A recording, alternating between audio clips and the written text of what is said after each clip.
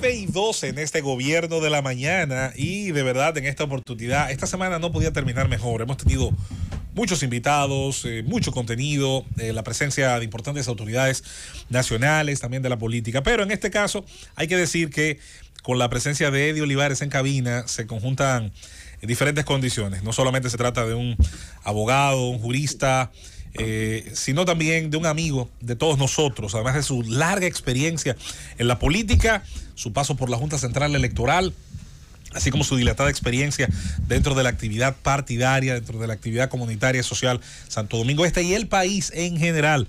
Así que para nosotros tener a Eddie aquí es como simplemente que hoy un colaborador fijo de esta emisora está en cabina. Gracias. Bueno, muchas gracias, hermano. Para mí un gratísimo placer. Siempre es como venir a mi casa. Ojalá. Y no solo por el hecho de el vínculo afectivo de toda la vida con la emisora, sino porque ustedes son amigos muy queridos, hermanos. Julieta, que no había coincidido con ella aquí en la emisora, me siento muy contento de estar aquí con ustedes. Ante todo, vamos a don Álvaro. Exacto, Álvaro, que está ahí en línea. Un saludo a don Álvaro, un abrazo fuerte y todo el cariño de siempre. Vamos a iniciar entonces esta ronda de preguntas con Rosendo Tavares. Bueno, Eddie, nosotros como siempre complacidos de tenerte aquí en el gobierno de la mañana. Hay una discusión en el país, Eddie, sobre una probable reforma constitucional que está proponiendo sobre todo el gobierno del presidente Luis Abinader. Nos gustaría, tú eres un activo importantísimo del Partido Revolucionario Moderno, no se te vincula precisamente al sector gubernamental, pero nos gustaría conocer tu opinión sobre las propuestas que hay sobre el tapete, que está siendo rechazada por la oposición. Bueno, la reforma forma parte, diríamos que encabeza una serie de propuestas del Ejecutivo y que en el caso de la reforma constitucional versa sobre un planteamiento que ya el Partido Revolucionario Moderno, el presidente, el compañero Luis Abinader, habían presentado en relación con algunas reformas para contribuir con el funcionamiento de la justicia y del Ministerio Público.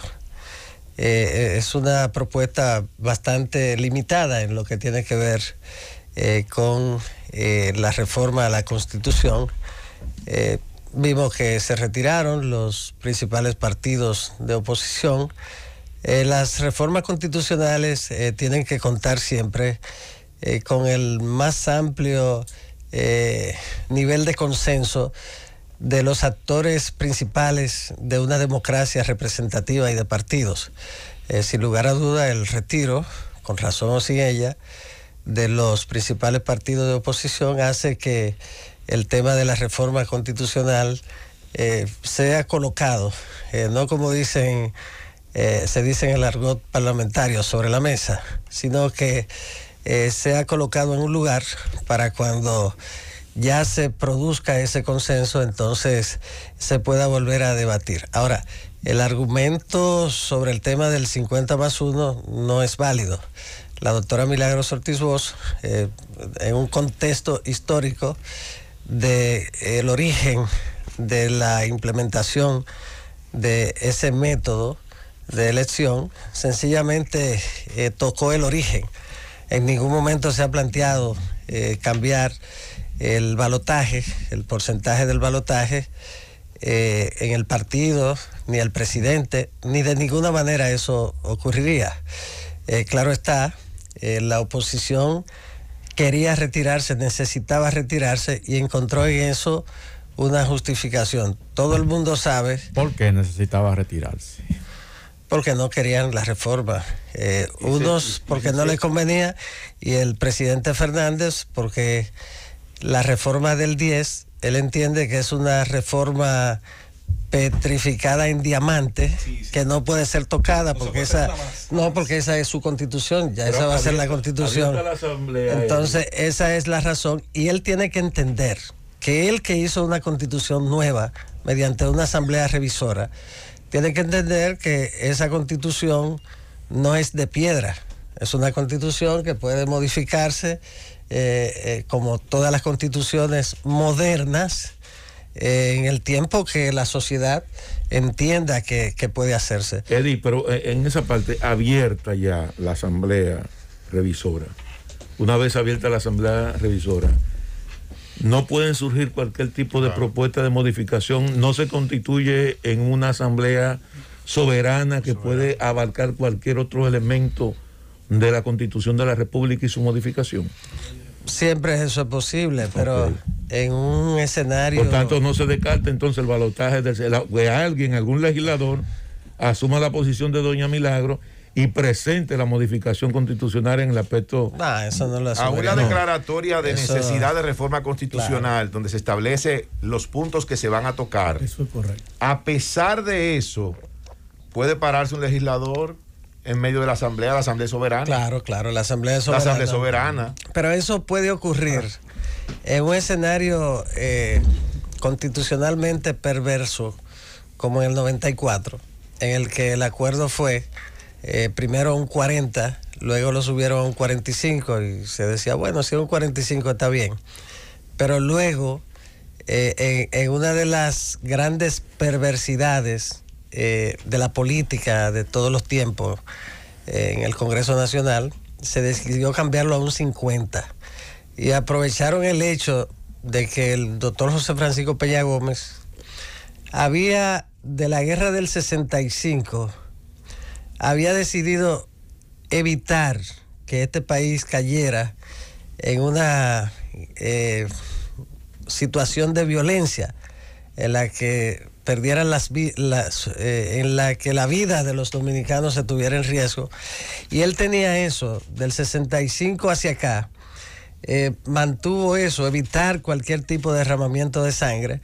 Y en ese momento, si el doctor Peña Gómez denunciaba esa perversión, de la que se enteró exactamente en el momento en el que ya se celebraba un encuentro televisado en el país y con cobertura internacional, y en esa situación él hizo lo que no hubiera hecho ningún otro líder que no fuera una persona como él, sensible y comprometido con este país, y aceptó esa perversión. El origen de ese 50+1 es espurio. Ahora, yo he dicho, el balotaje, que tiene su origen en Francia y ha dado un excelente resultado, sobre todo en democracia consolidada, en la que el interés del voto se va perdiendo conforme la democracia se va consolidando. Entonces, este es un mecanismo para darle legitimidad al voto.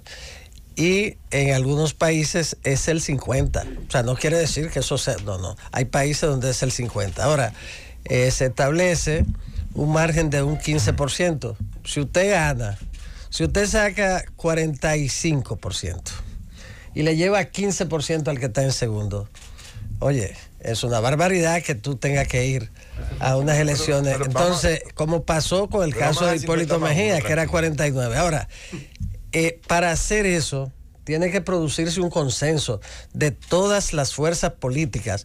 Y en este tiempo, ese tipo de jugada ya no se puede hacer. Eso era parte de aquella época.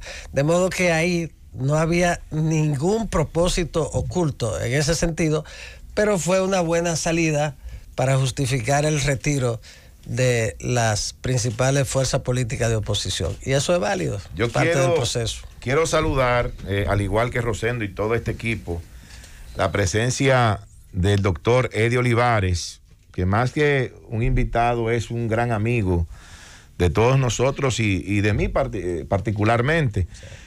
Quisiera preguntarle con relación al proceso del Partido Revolucionario Moderno para la renovación de sus autoridades. Se ha decidido utilizar la modalidad de una asamblea o una convención de delegados para escoger las nuevas autoridades del partido. Hay otros aspirantes a la presidencia, usted también está aspirando, que están opuestos a esa modalidad y dicen que podrían atacarla en tribunales, que ellos prefieren que sean las bases que voten. ¿Qué piensa Eddie Olivares de todo esto? Bueno, en la reforma de los estatutos se planteó la incorporación de dos modalidades, la del voto a través de delegados y la de asamblea de dirigentes. En la de dirigentes votarían entre 45 y 50 mil dirigentes del partido. En la de delegados hay que hacer un reglamento que en este momento lo está elaborando la Comisión de Elecciones del partido para establecer cómo se escogerán los delegados y cuántos serán.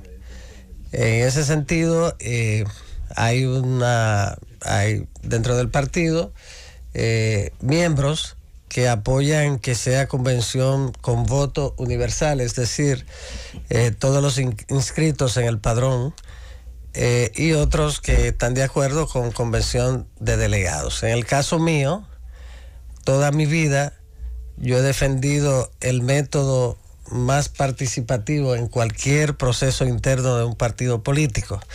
Para la escogencia de los cargos de dirección, siempre he apoyado que sea a través del voto universal de los miembros del partido. No es para todos los cargos, en el PRM tampoco es para todos los cargos. Ha sido siempre para los cargos uninominales. Presidente, secretario general. Entonces, los otros cargos siempre son a través de asamblea de delegados. Siempre ha sido así. En ese sentido, yo apoyo siempre voto universal, libre, directo y secreto. Siempre, todo lo que sea, claro, siempre, así lo he hecho, siempre he escrito sobre eso. Y en los 10 años que tuve en la Junta, no solo para el PRM, sino para todos los partidos, yo siempre sostuve que era conveniente, y además para cumplir, para darle concreción al mandato del artículo 216 de la Constitución, que es uno de los elementos más positivos para el sistema de partido de la democracia de la Constitución del presidente Fernández. Y en ese sentido hay que darle concreción al 216, que establece que los partidos deben funcionar democráticamente, es decir, que constitucionaliza la democracia interna de los partidos políticos. Ya no es una voluntad de las élites partidarias, sino que el constituyente lo estableció.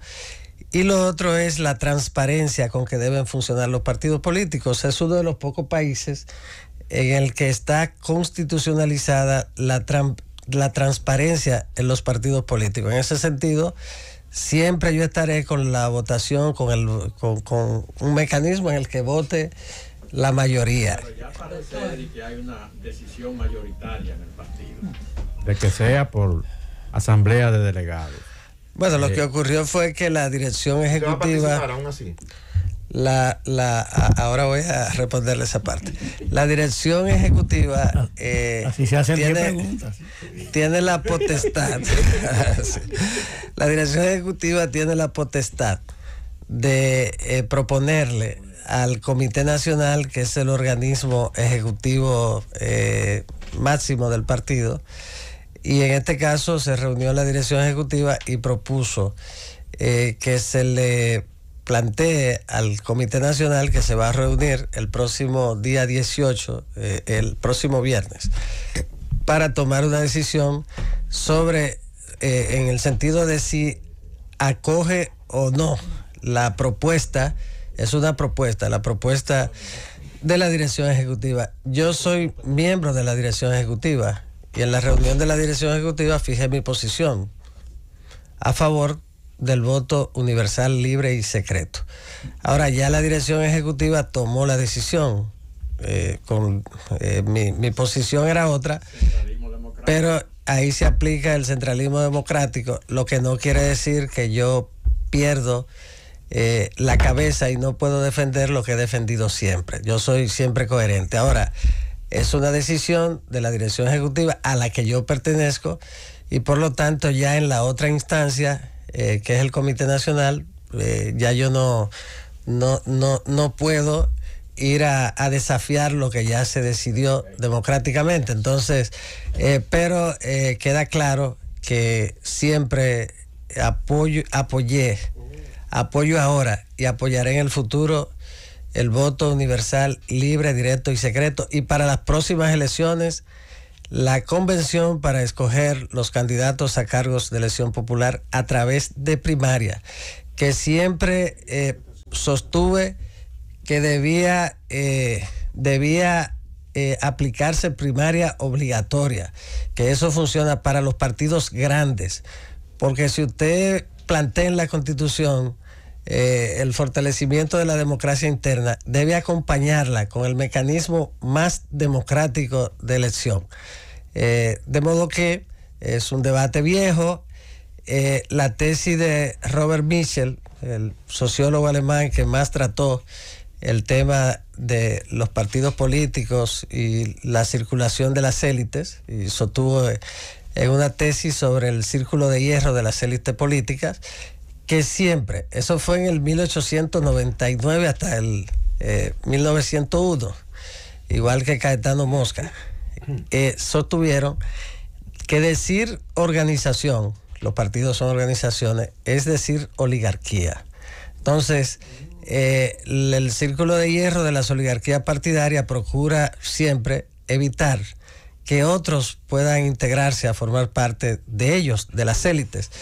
Eso no ha cambiado nunca, sigue exactamente igual, y en todo este tipo de situaciones siempre va a prevalecer ese criterio. Doctor Eddie Olivares, usted fue procurador fiscal titular de la provincia de Santo Domingo. ¿Está usted de acuerdo en que la independencia del Ministerio Público está dada en función de quién nombra al presidente de la República? ¿O por el contrario, está usted de acuerdo con que la independencia del Ministerio Público está dada en la Constitución y las leyes? Está dada en quién ocupa el cargo. Esa es la razón principal. ¿Quién ocupa el cargo? No importa cómo lo hayan escogido. Bueno, influye lógicamente la escogencia. Ahora, la responsabilidad de la persecución le corresponde al Ejecutivo, y sobre todo en un sistema presidencialista, aunque en cualquier circunstancia. Mira, yo creo que un aporte del compañero Luis a este país ha sido el hecho de procurar seleccionar personas idóneas para encabezar el Ministerio Público. Una cosa es quien ocupa la Procuraduría, otra cosa es quienes ocupan las procuradurías de los distritos judiciales y de las cortes y la Procuraduría de los departamentos. En el caso de las procuradurías de los distritos, son las que interactúan, las que tienen el contacto directo con la gente y las que conocen los casos más importantes para el Estado mantener la paz, el respeto, es allá. Entonces, el tema de la corrupción es un tipo penal. Ahora, ¿cuántos tipos penales tenemos? Una cantidad enorme. Entonces, son temas importantes, un debate, mucha gente entiende eso. De corte, discúlpeme, doctor. Yo creo que una procuradora como la magistrada Miriam Germán, yo fui fiscal. Ahora, yo no recibí orden nunca de nadie, absolutamente de nadie, ni la aceptaba tampoco, porque todos sabemos que la importancia, la trascendencia que tiene para la vida de una nación el Ministerio Público, por la función que desarrolla, que es vital. Pero cuando un presidente, como es el caso del compañero Luis, tiene la firme decisión de hacer un gobierno honesto, existe mucho más posibilidad de que sea honesto el gobierno, inclusive que en cualquier otra circunstancia, porque la voluntad del presidente en un sistema presidencialista es la voluntad de Dios, independientemente de que tenemos que propugnar siempre, porque al final en este país llegue a imperar la ley, que la ley sea la que nos rija. Pero yo creo que el aporte de Luis ha sido extraordinario, al margen de que las condiciones se hayan complicado para conocer la propuesta de reforma que él ha hecho. Y él le ha hecho saber al país su compromiso, su firme decisión, su voluntad de reconducir este país hacia un estadio diferente en el que los recursos, que no se roben los recursos del pueblo y que esos recursos, cuando no se lo han robado, sirven para resolver situaciones como las que se están resolviendo. Para mí eso importa más que cualquier otro tema. Y la respuesta final, Julieta, que ha sido una estudiosa del tema del Ministerio Público y le ha dado seguimiento y lo expone de una manera extraordinariamente clara, de modo que la gente lo entiende, aunque no sea abogado. Yo soy un ortodoxo en todo lo que tiene que ver con el tema de la justicia. Y hay otra cosa que prefiero no comentarla en este momento, en el tema de la independencia. Yo creo que la independencia en el sentido real es un tema que se tomará mucho tiempo, porque para esa independencia habría que empezar, para que sea real, en el término de no estar vinculado a partidos. Tú tienes que empezar trayendo gente que nunca hayan estado vinculadas, y en el caso de la actual composición del Ministerio Público, en la que yo tengo muchísimos amigos. Ahora, de los amigos míos, yo soy amigo de casi todos los fiscales, del PLD, de todo. Entonces, casi todos ellos están vinculados a Leonel Fernández o están vinculados al PLD. Y hay algunos que no están vinculados a nadie en términos, pero su origen todo el mundo sabe de dónde es, el de la mayoría. Entonces, ese es un tema muy amplio que va a requerir de un proceso de depuración y que es sumamente complejo. Ahora, quiere decir eso que hay personas que pertenecen a partidos políticos y en su ejercicio, en el ejercicio pleno, son más independientes que muchos que no han militado nunca en los partidos políticos. Doctor, me consta que es así. Doctor Eddie Olivares, no voy a repetir aquí los halagos con relación a su formación intelectual, su bonomía, su calidad humana, solamente decir que lo considero un amigo. En el orden de lo que quisiera preguntarle es traerlo a lo que son sus aspiraciones, a lo interno del Partido Revolucionario Moderno, porque hay un gran debate, una gran discusión. Hay quienes piensan, bueno, si fuimos exitosos con la dirección que se tiene, Manuel, ¿sí? Escúchame. ¿Me estás oyendo, Eddie? Sí, don Álvaro. Aspira a la presidencia de ese partido, ¿verdad? Una justa aspiración a lo que tú aspires, incluso a la presidencia de la República. Gracias, don Álvaro. Porque tú eres una de las figuras más importantes de la vida pública dominicana. Un jurista, un intelectual, un políglota, un politólogo, un hombre de profundidad en el análisis y de una conducta intachable. De manera que cuando yo hablaba ahorita, hablaba en sentido general. Era un comentario pragmático, era un comentario de criterio político. Por eso no mencioné a nadie, porque no quería ensuciarme la boca mencionando a nadie. Ahora, mencionarte a ti es que si tuviera la boca sucia, eso me limpiaría hasta el alma. Gracias, don Álvaro. Yo considero que tienes todo el derecho de aspirar. Recibe mi mayor abrazo. Gracias. Mi mayor estímulo, independientemente de que ganes o no ganes, y mi mayor reconocimiento por tus méritos extraordinarios. Gracias, don Álvaro. Para mí una honra.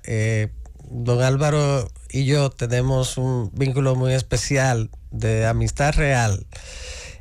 Don Álvaro fue el principal motivo para que yo formara parte de la Junta Central Electoral, la primera vez en el 6. Don Álvaro estaban aquí en esta cabina discutiendo sobre el tema en ese momento de la elección de los miembros de la Junta. Yo nunca había pensado en temas de Junta Central Electoral, como político nunca fue algo en lo que pensé. Y entonces don Álvaro aquí estaban mencionando nombres y dijo, bueno, pero ahí está el magistrado Eddie Olivares, y entonces empezó a hablar. Entonces me llamó la gente, empezaron a llamarme, mira que tú estás aspirando a la Junta. Digo, yo a la Junta. Pues sí, pero don Álvaro dijo que tú debes ir a la Junta. Y entonces ahí yo lo pensé, digo, oye, pero pensándolo bien, eso. Y en un hecho de referencia... Perdóname, Manuel, por tus méritos, porque yo no hubiera aupado a una persona que no fuera un ciudadano, un profesional de tu categoría, porque hubiera sido de mi parte perder yo el tiempo, hacérselo perder a la persona que yo pondere y hacérselo perder al pueblo dominicano. O sea, lo mío fue un acierto. Ponderé a quien tenía que ponderar y no me arrepiento. Lo repetiría. Y fíjese, don Álvaro, una referencia histórica. En ese año y desde ese entonces se utilizaba que organizaciones sociales presentaban candidatos. Y sin consultar a Eddie, en ese momento había una asociación que lideraban muchos jóvenes, que la presidía... Sí. Un ahijado suyo, que era un muchacho en esa época, que era la Asociación de Jóvenes David. Emprendedores, AJEDO, que la presidía David Collado. Y en el comité de la asociación, que yo era parte, lógicamente, de hecho registré ese nombre, nosotros... un momentito, no menciones a David Collado. ¿Quién habla? Don Álvaro. Habla Aníbal Díaz, el legislador de la República. Antes de mencionar ese nombre, busca un pañuelo lleno de vetiver de Carven y de Imperial de Guerlain y límpiate los labios como yo me los limpio cuando menciono a ese coloso que es David Collado. Pues esa referencia histórica, la Asociación de Jóvenes Emprendedores Dominicanos presentó y postuló a Eddie, sin Eddie saberlo, inconsultamente, eso es verdad. Postuló a Eddie, siendo Eddie también muy jovencito en esa época. Así es que parte de la historia. Pusimos esa carta arriba, la juventud. Así es, así es. Por aclamación, ¿verdad? Que por imposición. Nosotros vamos a la pausa y al retorno con la pregunta de Manuel Conde. Continuará esta interesantísima entrevista con Eddie Olivares, un miembro más de esta Z101. Llévatelo, Cundo. Las 9:48 en este gobierno de la mañana, Z101, en esta edición de hoy viernes 11 de este mes de marzo. Esa innecesaria hacia mí. A ver. De tu parte, José Luis. Adelante, don Álvaro. Pregúntale a Bienvenido Rodríguez. Yo te autorizo. A ver. Cuando murió Willy, sí. ¿A quién yo sugerí para ser el director y el coordinador general del programa? A ti. Así es. Entonces ahora que yo estaba ponderando lo del vetiver de Carmen y el Imperial de Guerlain, que eran los perfumes que usaban Churchill y Trujillo, ¿verdad? Y estoy hablando de eso, como una cosa de cariño, de amabilidad hacia el legislador de la República. Y entonces tú dices, bueno, pero vamos a hacer un corte para venir con la pregunta de Manuel, como que dice, y no con la mierda que está hablando este viejo. No, don Álvaro. Mire, don Álvaro, yo retiro hasta los anuncios, si es necesario. No, jamás. No dijo eso, don Álvaro, por eso es que yo. No, imposible, no, jamás. De hecho, una de las cosas que siempre tratamos aquí es de no cortar ninguna idea que esté en ese momento lucubrando en ningún compañero. Prefiero mejor que se moleste Cundo conmigo. Y menos al buque insignia de este del programa. Gobierno de la mañana, que es don Álvaro Arbelo. La locomotora que arrastra. Fui buque insignia y del periodismo dominicano, pero ya no lo soy. No. Por la edad y los problemas de salud, no lo soy. Ahora eres tú y ese grupo de brillantes profesionales que te acompañan allí, Chajede. Bueno, entonces, don Álvaro. En cuanto a lo otro, José Luis, que te tengo todo el aprecio y la admiración que se le pueda tener a un erudito como tú. De manera que lo que dije, lo que acabo de decir ahora, lo retiro, porque lo dije bajo la emoción, porque por demás tuve ahora mismo un problema de salud y estoy en el aire buscando la muerte. No. Yo creo que esto a usted le da vida. Yo no sé lo que pensarán los médicos, pero yo siento que usted se siente mejor cuando está trabajando. Yo creo que eso de alguna manera ha ayudado también, don Álvaro, a mantenerle sano, lúcido como hasta ahora está, porque usted hace el ejercicio más difícil, que el del cerebro. Hay mucha gente metida en gimnasio dándole durísimo. Bueno, tenemos un compañero aquí que se come los hierros, Aníbal. Pero el ejercicio cerebral, señores, el que usted hace cada mañana. Sobre todo los hierros con los que yo como. Charlatán. Ahora sí, entonces, de regreso con... No, y larga vida para don Álvaro. Claro que sí, larga vida. Le necesitamos cada mañana a las 7. Ese es el despertador real del pueblo dominicano. Siempre es importante la opinión de don Álvaro y para nosotros nunca serán interrupciones, sino aportes significativos. Entonces, como dice... Deja resarcir el error. Como dice nuestro compañero allí, para equilibrar la balanza. Entonces, claro. Ahora sí, la pregunta, sin mucha importancia. Bien, que es la pregunta del siglo. Se está discutiendo y se está hablando de reformar, de renovar la alta cúpula partidaria, la presidencia del partido, la secretaría general. Y muchos dicen, bueno, ¿por qué si la actual dirección del partido fue exitosa, llevó al actual partido al Partido Revolucionario Moderno al gobierno, a Luis Abinader al gobierno, ¿por qué no continuar? Y en ese orden, quisiéramos saber si efectivamente usted tiene aspiraciones a la presidencia del partido y por qué aspira a la presidencia del Partido Revolucionario Moderno. Sí. Bueno, debo saludar y darle un abrazo a don Bienvenido, que es alguien muy querido para mí, y un abrazo fuerte. A doña Isabel también. La verdad es que una gran cantidad de dirigentes, sobre todo medios, intermedios, presidentes, secretarios generales, municipios, distritos municipales, y a través de ello también de zonas, que es la estructura territorial del partido, y una cantidad muy significativa de los diputados del partido me han planteado la conveniencia de que aspire a la presidencia del partido. Hay algunos diputados que no son del PRM que también han querido sumarse.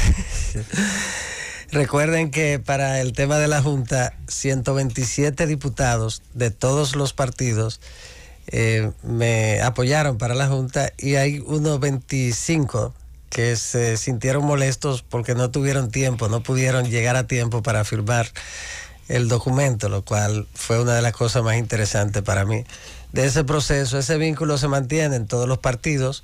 Hay gente que me han preguntado, bueno, pero ¿y cómo se explica? Bueno, de alguna manera los cuadros medios de todos los partidos que en un momento aspiraron a diputados, alcaldes, de todos los partidos, tuvimos un vínculo siempre permanente mientras estuve en la Junta.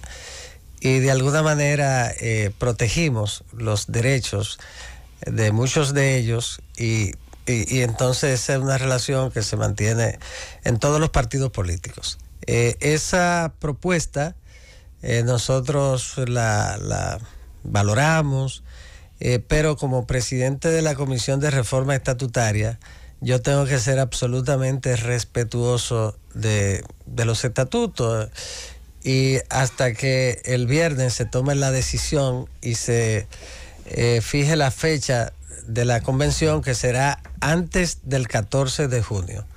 En ese momento entonces ya fijaremos una posición y le comunicaremos al país nuestra decisión en torno a las aspiraciones a la presidencia del partido. Eddie Olivares. Eddie, para mí sería de verdad bien gratificante que una persona del nivel que tiene se asuma la presidencia del Partido Revolucionario Moderno, un partido que hoy más que nunca necesita de consenso interno y externo. Pero bien, pero vámonos a una pregunta pragmática y una pregunta política. Usted está vinculado al sector del presidente Hipólito Mejía. Carolina Mejía es la secretaria general y tú aspiras a la presidencia del Partido Revolucionario Moderno. ¿Estaría dispuesto entonces el presidente Luis Abinader a entregarle el control político del Partido Revolucionario Moderno al sector del presidente Hipólito Mejía? Yo quiero decir aquí, aprovechando la pregunta, yo soy compadre del presidente Hipólito Mejía. Yo soy su compadre. Tengo un vínculo afectivo con la familia completa. Sus hijos son como mis hermanos. Doña Rosa es lo más especial. Es una relación de cariño, hay que felicitarla desde acá, doña Rosa. Muy especial, una relación muy estrecha. La gente dice, bueno, el vínculo con Hipólito Mejía, bueno, pero no saben el vínculo con doña Rosa, que es un vínculo muy estrecho. Entonces, hay esa relación. Yo soy del siglo XIX en cuanto a los compadres. Si yo soy compadre de alguien, eso para mí tiene un gran peso. Ahora, yo soy político. Y yo tengo mis ideas, las cuales no están comprometidas absolutamente con nadie. Okay. Yo defiendo las ideas, las cosas en las que creo. Tengo mi carrera política, que empezó a los 14 años. Y hay un detalle que la gente entiende de mí en cuanto a que yo soy independiente en mis asuntos. En la Junta a mí nunca nadie me llamó para decirme lo que tenía que hacer. Todo lo que yo hice fue lo que por mi voluntad decidí hacer. El PRM se sumaba o no cuando le convenía. Cuando yo tenía que fijar una posición que por un asunto de coherencia la fijaba y afectaba, la fijaban, que afectara a quien afectara. Y todo lo relativo a los temas, las principales, la gente cree que los principales debates que libramos ahí eran sobre temas de interés exclusivo del partido. No, fueron temas de interés nacional sobre la base de mi visión. Yo soy un hombre liberal. Estoy situado hacia el lado izquierdo del centro. Creo en eso y lo practico. Yo soy un descendiente del doctor José Francisco Peña Gómez. Ese es mi líder aún muerto. Y trato de practicar la mayoría de las cosas en las que él creía. No absolutamente todas, porque tampoco... Pero en ese sentido yo actúo. Ahora, yendo a la pregunta, en el PRM en este momento no hay tendencias. El presidente Mejía está apoyando a Luis Abinader y está profundamente comprometido con su gobierno. Y es parte de ese gobierno. Eso nunca había ocurrido en el cuando fue PRD, y ahora ha sido uno de los elementos más importantes para el tema del gobierno de Luis. Están unidos. Ellos son las dos principales figuras del partido en este momento. Y ahí no hay tendencia. Ya todos somos uno. De modo que de los proponentes para que yo aspire a la presidencia, la mayoría fueron personas que en el pasado proceso estuvieron vinculadas al compañero Luis. Ahora, Luis es el principal líder del partido, porque es el principal líder además de la nación, es el primer mandatario. Los presidentes el presidente es el líder de la nación, siempre. Y Luis, además, es el principal líder del partido, de modo que ahí no hay tendencia. Y la carrera de Carolina, por ejemplo, es la de Carolina. La mía es la mía. Y yo defiendo las cosas en las que creo y participo sobre la base de mis derechos. los cuales no están sujetos absolutamente a nadie. Defiendo las cosas, pero yo estoy consciente de que el interés de la nación está por encima de mis deseos y de mis intereses en un momento crítico como el que estamos viviendo. La gente se olvida que en este país celebramos elecciones en el momento más difícil de la pandemia. Ganamos las elecciones, fuimos el primer partido que ganó unas elecciones presidenciales en medio de la pandemia, en su peor momento, y Luis fue el primer presidente en el mundo que asumió el poder en medio de la pandemia. Nunca un presidente asumió el poder en una situación tan grave como esa. Y hay que reconocer que nos sorprendió a muchos, porque lo hizo con una valentía extraordinaria y lo hizo bien. Superamos el principal desafío, que era el de salvar la vida de los dominicanos, el de la pandemia. De eso no hay que hablar mucho porque ahí están los hechos. Ahora tenemos un gran desafío que es el de la economía. Cuando apenas vamos saliendo de la pandemia, viene la guerra. Y entonces con sus efectos. Yo pienso que nosotros en el PRM tenemos un compromiso con el país. Y tenemos que procurar salir de esta situación tan difícil. La mala suerte que algunos han alegado, hay que vencerla. Cuando la mala suerte llega, hay que vencer la mala suerte y revertirla. Y nosotros tenemos la obligación de hacerlo. Y para eso tenemos que procurar tener un partido fuerte y unido. En ese contexto es siempre mi participación en estos procesos. Doctor Olivares Ortega, un amigo nuestro también y un consejero, una persona que siempre nos ha logrado guiar muchísimo. Una pregunta, vamos a hacer bastante corta para hacer luego una pausa, venir con más de esta entrevista. Don Eddie, ¿entiende que en este momento actual de la vida política dominicana, el ataque que hay a la figura del político tradicional, del político profesional, del político de actividad de base, es coordinado o es un tema que viene desde fuera por los tiempos que se viven, la época de la indignación? Esto, hay que decirlo, ha facilitado siempre un proceso de culpabilizar al político de todo lo que esta sociedad tiene mal, olvidándose que otros actores, el empresarial, el religioso, también deben tener responsabilidad en esos fallos. ¿Y qué le merece a usted, qué reflexión le merece esto en un momento en que ahora todo se quiere despolitizar y no se quiere ni cerca a nadie que haya tenido aparentemente de algunos puestos actividad político-partidaria? Sí, ha sido así siempre.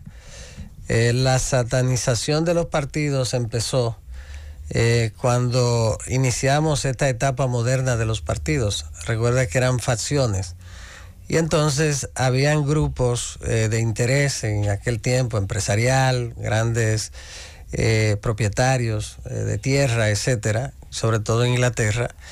Y al crearse el partido se relacionó con las facciones, que era un término despectivo en lo que tiene que ver. Sí, entonces ese sector que se oponía a que se formara el partido moderno, empezaron a criticar los partidos y desde ahí ha estado esa crítica igual. Kelsen, respondiéndole a esa crítica, dijo: el problema es que para que haya democracia tienen que haber partidos y todavía no se ha inventado nada que sustituya a los partidos. Entonces son críticas que al final terminan ahogadas por la realidad de que no hay democracia sin partidos. Ahora, si usted quiere cambiar el sistema republicano, democrático y representativo, entonces usted... Escúchame que te interrumpa, mi querido y admirado Eddie. A propósito que citaste a Kershaw, Winston Churchill dijo, la peor ideología es la democracia, pero lamentablemente no hay otra. Sí. Es el peor sistema de gobierno, excepto bueno, los demás. Excepto los demás. Así don mismo, Álvaro siempre. Entonces, ¿qué ocurre en el país? Hay mucha gente que quiere un Estado chiquitito, porque de esa manera ellos tienen el control absoluto del Estado. Yo lo quiero eficiente y pequeño. Ahora, para que haya democracia representativa, porque además está la necesidad imperiosa de que la gente viva en un estado adecuado de bienestar. Ese es uno de los principales compromisos. Y si tú dejas la posibilidad de un estado mínimo de bienestar, sobre todo en manos del sector privado, ahí sí es verdad que se va a producir el levantamiento del pueblo contra el sistema democrático. El mejor ejemplo, ahí sí fracasa. Entonces, escúcheme, el mejor ejemplo fue en la crisis que vio los Estados Unidos, donde tuvo que acudir y financiar desde el Estado al sector privado, a la industria automovilística y a todos los sectores para poder relanzar la economía norteamericana. Y el caso nuestro aquí con... Y Roosevelt en la depresión. Correcto. ¿Qué fue lo que convirtió a Roosevelt en la figura más trascendente del siglo XX y el principal estadista norteamericano? Precisamente eso. Entender que había que atender primero a la gente. Y en ese proceso de depresión y de recuperación de la economía, darle prioridad, primero resolver el problema de la gente y las ayudas. Y eso es lo primero. Financió el salario del sector privado. Claro. Entonces, aquí hay sectores que son antipartidos por naturaleza. Ahora, ¿qué es lo que ocurre? Que en un sistema representativo hay que elegir a las autoridades, y quienes hacen ganar elecciones son los partidos. Y yo le voy a decir a ustedes, José Luis, ¿por qué los partidos aquí se mantienen fuertes? Y yo se lo he dicho a algunos amigos empresarios importantes. Miren, hay una cosa que la gente no ve desde aquí arriba, desde el cielo del bienestar y la riqueza. No ven los barrios, ni conocen cómo funciona la situación en los barrios. En los barrios, una persona puede amanecer ese día sin un peso para comer. Y no sabe si va a almorzar al mediodía o si después va a poder cenar. Posiblemente pueda comer una sola vez. Cuando esa persona no tiene un peso, tiene dos posibilidades de acudir: la compraventa o un préstamo por ahí. Pero tiene otra. ¿Sabe cuál es el otro que tiene? A un político de la base, del PLD, del PRM, del PRD, del Partido Reformista, de cualquiera. Ese político, no otra cosa, político de la base. Y donde él puede acudir es donde ese político. Si acudió, ahora está el seguro Senas y esa cosa que la gente tiene acceso. Hace un tiempo no estaba eso. Pero si viene una receta que eso no lo cubre, entonces, ¿sabe dónde va esa persona a buscar la receta? Donde un político del barrio, de la base. Y si se muere, ¿sabe quién lo busca? El político que hace contacto con el ayuntamiento para buscar el ataúd. Y para que lo velen en una funeraria municipal, si en ese ayuntamiento hay. O el diputado. Entonces, cuando se presenta cualquier situación difícil, el político está ahí.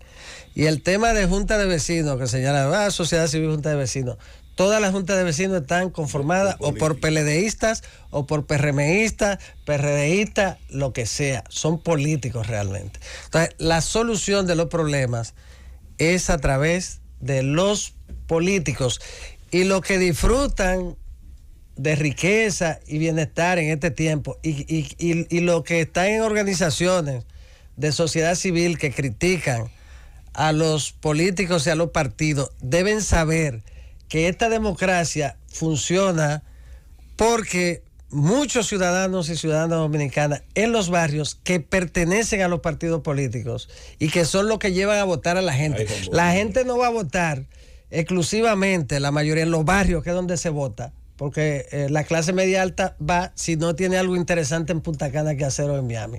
Ahora, en el barrio van, pero van por eso que durante todo el tiempo hacen los políticos del barrio. Entonces, ese voto no es que el líder lo genera, no es el líder del partido, de cualquier partido, que lo genera. Es que ese es un voto delegado de la gente, del reconocimiento al trabajo comunitario de los políticos de la base permanente, no en elecciones. Esa es la razón por la que aquí vota un 70%. Esa es la razón por la que aquí los partidos, como quiera, se mantienen fuertes. Entonces, aquí todo el que crea que gana elecciones por televisión, porque sociedad civil, por marcha, cuestiones, aquí se gana con los políticos, que son los que saben hacer campaña, ganar elecciones y por los que la gente vota. He dicho. Llévatelo, Cundo, volvemos. Son las 10:17. Nosotros continuamos con esta interesantísima entrevista. Eddie Olivares, del Partido Revolucionario Moderno, un servidor público, con su paso por la Junta Central Electoral, así como también por el Ministerio Público, nos vierte hoy sus opiniones sobre los distintos procesos que vive el país, el partido, esta administración y por supuesto sus planes y aspiraciones de cara al futuro a corto plazo. Continuamos con las preguntas y es el turno de nuestro compañero Nayib Chaede. Gracias, José Luis Mendoza. Don Eddie Olivares, si damos por un hecho que la escogencia de las autoridades del PRM se va a hacer a través de una convención de delegados, me gustaría saber si esa convención de delegados se va a realizar como se hace tradicionalmente en nuestros partidos, que eso es de que fulano de tal y fulano, levanten la mano que estén de acuerdo, aprobado.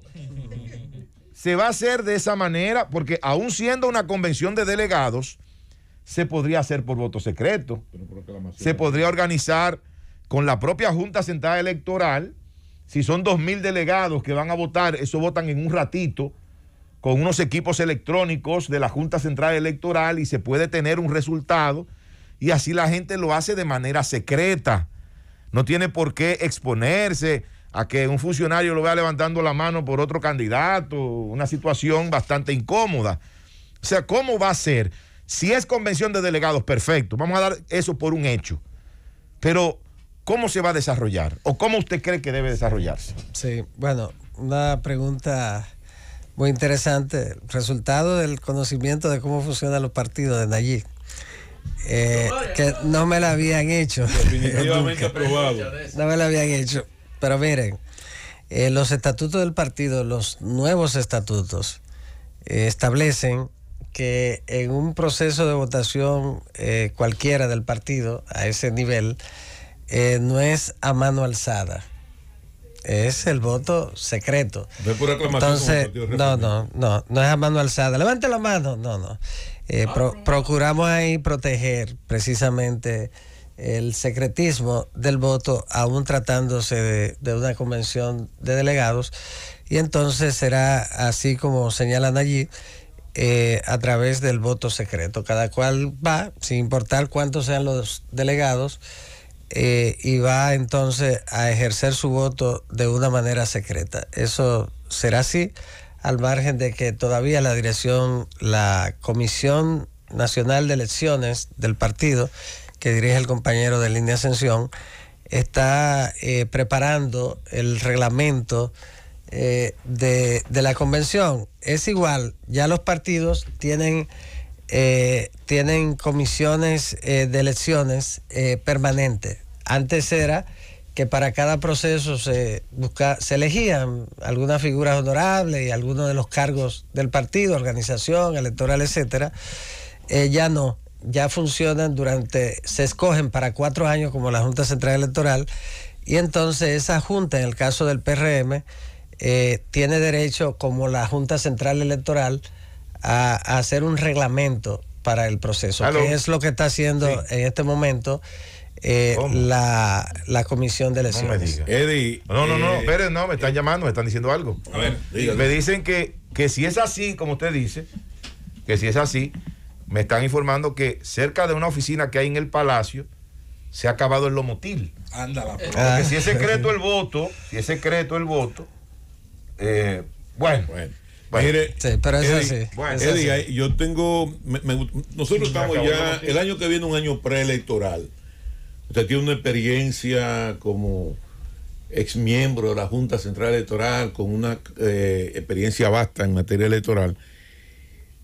Me gustaría conocer qué sabe o cómo ve el cronograma de trabajo que tiene la Junta Central Electoral ante una incertidumbre que no sabemos si se va a modificar o no se va a modificar la ley electoral, en función de lo que es la responsabilidad de la Junta Central Electoral en la escogencia de los candidatos, porque hay posiciones dentro de la propia Junta Central Electoral que dice que es una responsabilidad exclusiva de los partidos políticos y que la Junta Central Electoral no tiene que involucrarse en eso. Obviamente eso está en la ley, pero en el Congreso está pendiente la modificación de la ley electoral. Bueno, particularmente yo, déjame dejar el yo fuera. No creo que sea conveniente, y me preocupó cuando vi esa situación, que la Junta Central Electoral, el órgano electoral, el responsable de la organización de las elecciones, a 2 años de las elecciones municipales, esté involucrado en un proceso de discusión sobre la ley electoral y la ley de partido y encabezando ese proceso. Yo pienso que eso no es conveniente. La Junta Central Electoral a 2 años tiene que estar ya involucrada de una manera directa, permanente, en el montaje del primer proceso, que es el de elección de los cargos de elección popular, que va a ser en julio del año 2023.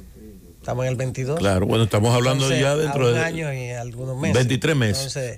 Entonces, un año y algunos meses. Menos. Estamos hablando de algunos, qué sé yo, 14 meses. 14 meses. Entonces, luego las elecciones municipales. Entonces, ya la Junta tiene que tener un cronograma electoral, un cronograma regresivo. Ese cronograma se hace partiendo del primer plazo, el plazo supremo, que es el plazo del día de las elecciones. Entonces luego están plazos establecidos en la ley y otros que dispone en función de la pertinencia y conveniencia el propio órgano electoral a través de reglamentos y de resoluciones. Ese es un trabajo arduo, un trabajo amplio, que la Junta debe ya estar involucrada. No puede estar en discusión de si la ley de partido, la ley electoral, es un tema que yo no entiendo por qué razón hubo que llevarlo a la discusión del CES, cuando es algo que requería una aprobación rápida. Si eso no se aprueba antes de agosto, no tiene sentido.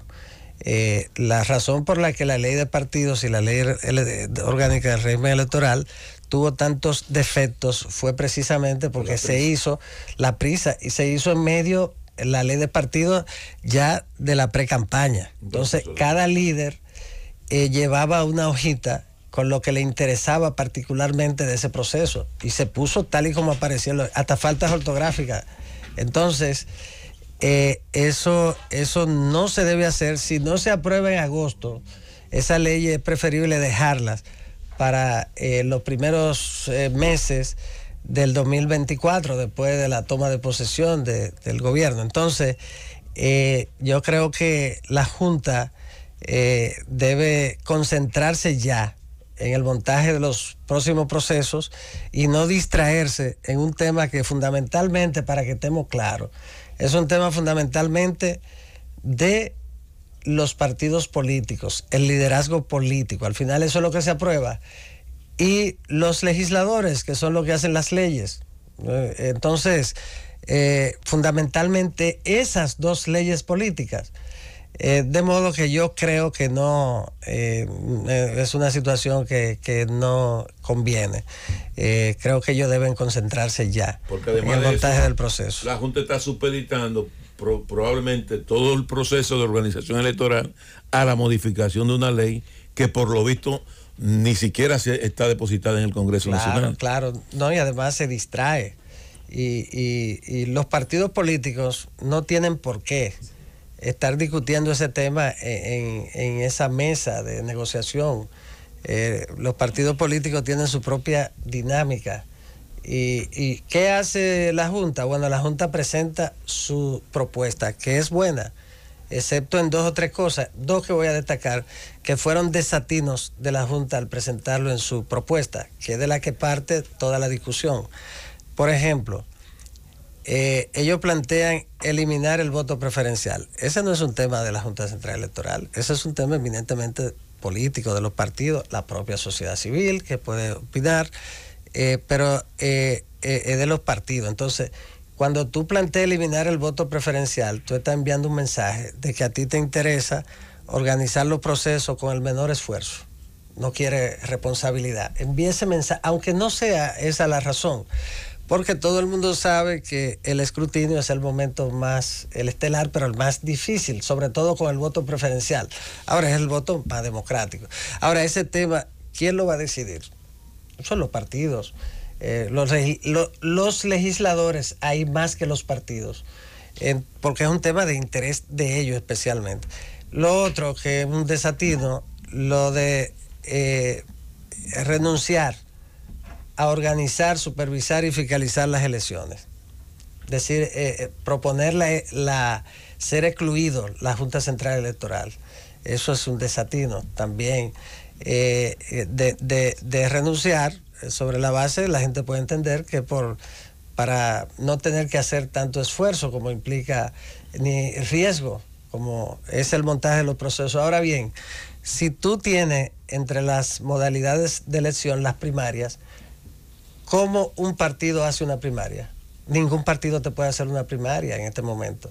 Y los primeros que no van a querer que la Junta deje de fiscalizar y organizar los procesos son los partidos. Tienen que legitimar. Porque los partidos saben que ningún partido en este país está en condiciones de organizar unas elecciones y que las partes acepten todo el resultado, solo la Junta. Entonces, además hay otra cosa, que había un planteamiento ahí en ese sentido. Los procesos electorales, la Junta Central Electoral, en el artículo 212, tiene la obligación de garantizar que los procesos sean libres, transparentes, equitativos y objetivos. Entonces, es un mandato del constituyente. Entonces, usted, ¿cuándo empieza la transparencia de un proceso electoral? Aquí hay gente que no ha entendido eso. Empieza cuando se escogen los candidatos. ¿Cuál es la principal función de un partido político en una democracia representativa? La presentación como intermediario a la sociedad, al electorado, al cuerpo electoral, la presentación de los candidatos a los cargos de elección popular, empezando por el presidente. Esa es la principal función de un partido. Ahora, tú vas a dejar ese que es el momento más importante de la democracia, en su origen, que es cuando los partidos lo eligen, para que los mismos partidos lo elijan sin ningún tipo de transparencia, de integridad. Ni perder legitimidad. No, usted como órgano del Estado, usted tiene la obligación de garantizar que esos procesos se desarrollen a lo interno de los partidos con transparencia, porque no es solo del interés del partido, es del interés de la democracia, de todos. Entonces, eso fue un desatino que tampoco va a ser aprobado, pero eso no se va no se va a producir ese retroceso, pero fue un desatino también. De todas maneras, esa propuesta en sentido general fue una buena propuesta, salvo 3 o 4 cosas. Pero yo creo que ellos deben concentrarse ya en el montaje de los próximos procesos electorales. Bueno, yo creo que ha sido como de costumbre, detallado, tomándose su tiempo, haciendo una buena argumentación de cada una de las respuestas. Eddie Olivares, un amigo de cada uno de nosotros, y obviamente que con estas aspiraciones también intentando, como siempre, dejar su huella en el servicio político. Antes lo hizo en la Junta, ahora en el Partido Revolucionario Moderno. Finalmente, Eddie, ¿cuál sería pues el mensaje al pueblo dominicano en general? También, ¿por qué no?, a la feligresía del PRM en relación a todos estos hechos y procesos que vienen a lo adelante.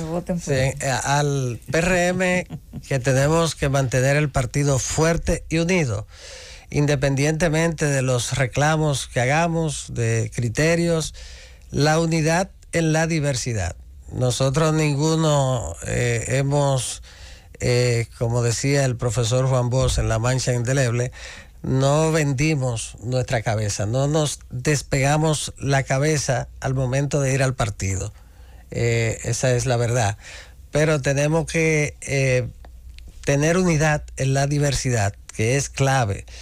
En ese sentido, el partido está unido y tenemos un gran compromiso con este país en un momento de crisis, en un momento muy difícil, que tenemos que revertir todas estas dificultades que quisimos nosotros que ocurrieran, pero que ocurrieron. Y al país, en este momento tan dramático para el mundo, también tenemos que estar unidos y solidarios con la gente que más necesita, la solidaridad, que es fundamental. Y todos unidos, todos los partidos. Este es un momento que debimos estar todos unidos para salir adelante en medio de esta situación tan difícil. Y a ustedes muchísimas gracias. Para mí un placer y tener amigos como ustedes. Muchas gracias y un abrazo y todo el cariño. Nos veremos pronto por acá. Llévatelo, Cundo.